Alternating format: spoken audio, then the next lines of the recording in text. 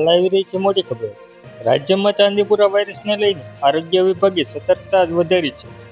આરોગ્ય મંત્રી પ્રફુલ પાનસેરિયાએ જણાવ્યું કે ગુજરાતમાં અત્યાર સુધીમાં 184 શંકાસ્પદ કેસ નોંધાયા છે, જેમાંથી 35 કેસ ચાંદીપુરા પોઝિટિવ આવ્યા છે. 11 સેમ્પલના ટેસ્ટ રિપોર્ટ હજી પેન્ડિંગ છે.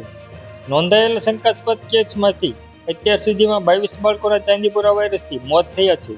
હાલ વિવિધ સિવિલ હોસ્પિટલોમાં 7 પોઝિટિવ દર્દીઓ સારવાર હેઠળ છે, જ્યારે સારવાર બાદ સ્વસ્થ થયેલા 6 દર્દીઓને હોસ્પિટલમાંથી રજા આપવામાં આવી છે.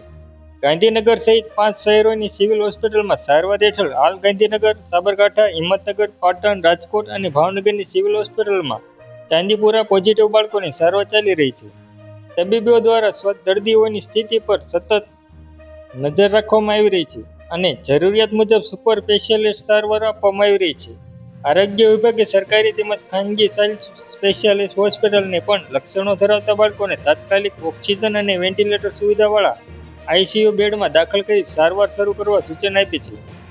પશુપાલન ધરાવતા વિસ્તારોમાં જંતુનાશક દવાનો છંટકાવ. આરોગ્ય મંત્રીએ સ્પષ્ટ કર્યું કે રાજ્યમાં ચાંદીપુરાના તમામ કેસ કોઈ એક ગામ કે ચોક્કસ વિસ્તારમાંથી સામે આવ્યા નથી. અલગ અલગ વિસ્તારોમાંથી કેસ નોંધાઈ રહ્યા હોવાથી આરોગ્ય વિભાગની ટીમો ગ્રાઉન્ડ લેવલે સતત સર્વેલન્સ અને તકેદારીની કામગીરી કરી રહી છે.